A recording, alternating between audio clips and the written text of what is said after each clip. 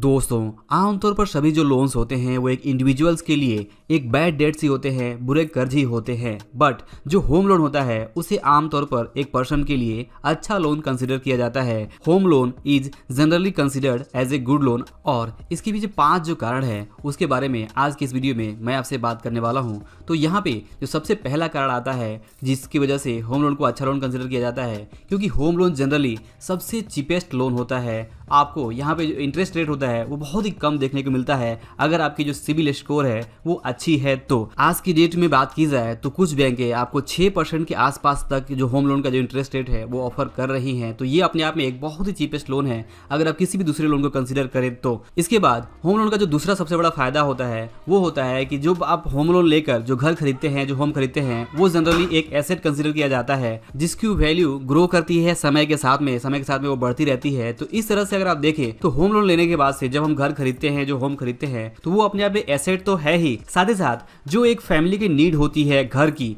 वो home loan की वजह से पूरी हो जाती है। तो इस तरह से होम लोन लेकर आप एक घर खरीदते हैं, जो आपके फैमिली नीड्स है, जो बेसिक नीड्स है ह्यूमन की, वो पूरी होती है। तो यहाँ पे इसीलिए होम लोन को एक अच्छा लोन कंसिडर किया जाता है, क्योंकि होम लोन की वजह से आप अपने जो घर की जो नीड है उसे पूरी कर पाते हैं। इसके बाद तीसरा रीजन जिसकी वजह से होम लोन को एक अच्छा लोन कंसिडर किया जाता है वो होता है टैक्स बेनिफिट। जी हाँ, जब आप होम लोन लेते हैं तो जो आप इंटरेस्ट पे करते हैं उस इंटरेस्ट अमाउंट पर एक सर्टेन लिमिट तक आपको टैक्स बेनिफिट मिलता है। तो इस तरह से होम लोन एक ऐसा लोन है जिसमें आपको टैक्स बेनिफिट भी दिया जाता है। तो इसीलिए होम लोन को एक आमतौर पर अच्छा लोन कंसिडर किया जाता है। इसके बाद जो चौथा कारण है वो है कि होम लोन अपने आप में एक सिक्योर लोन होता है, एक मॉर्गेज लोन होता है। तो इस तरह से आप इस पे बाद में टॉप अप भी कर सकते हैं, यानी कि अगर आप मान लीजिए आपने 10 लाख का लोन लिया हुआ है, होम लोन लिया हुआ है, तो बाद में अगर आपको नीड पड़ती है और आपके जो वैल्यू है घर की वो अगर ग्रो कर चुकी है तो वहां पे आप 2 लाख, 3 लाख, 5 लाख का एक्स्ट्रा लोन भी ले सकते हैं और इस तरह से आप अपने जो अर्जेंट कैश की नीड है उसे पूरी कर सकते हैं।